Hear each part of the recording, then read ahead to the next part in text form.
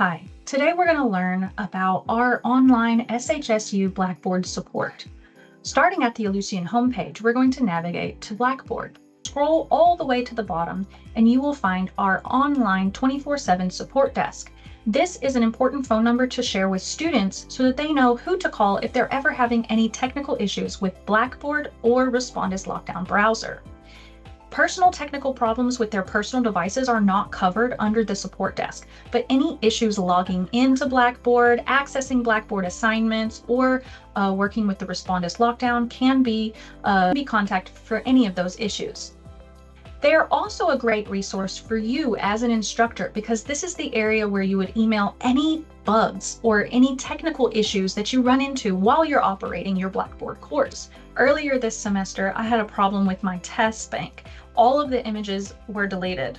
And this was a really overwhelming problem that was time sensitive. The online help support desk was able to identify the issue and recover all of my images, and I was able to successfully deploy my exam. Next, we're going to go to organizations.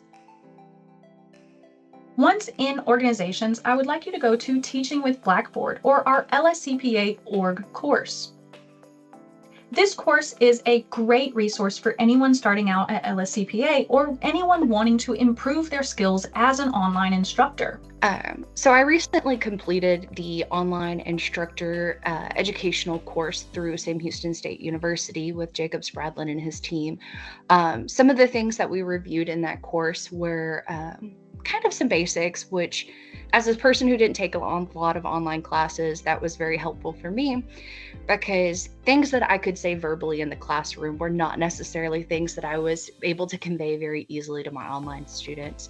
So Jacob and his team pointed out a lot of cool things that can kind of help your students be more successful. Some of the things he encouraged were having a course expectations list where you could clearly say, here are what some things you should expect from your instructor.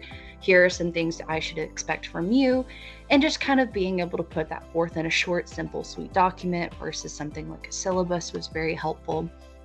There are regular announcements which share updates to Blackboard and opportunities to join conferences or training modules. There is discussions where you can join other instructors seeking to improve themselves as well and view your gradebook. Most of this course is self-paced. The first 4 modules are kind of FYI. Faculty services is especially useful because it informs you of all of the services that are offered to you as a faculty member at Lscpa, such as one-on-one design sessions by appointment and the online conferences. You can view past conferences and trainings by viewing the webinar recordings. You can also view the videos quick tips for Blackboard Ultra. This is a gallery of SHSU curated videos about how to get started in Blackboard Ultra. These videos are short and specific, so you can browse this folder and find the exact skill that you want to develop.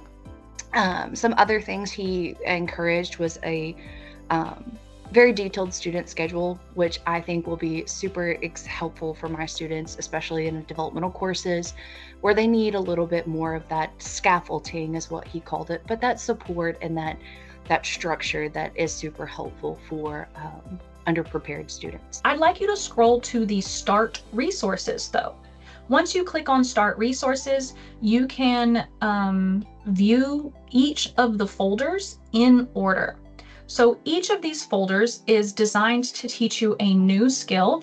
You can download or print these files and then move on to the next one after you've mastered that skill. Each of these skills builds on the previous skill, so it's important to go in order.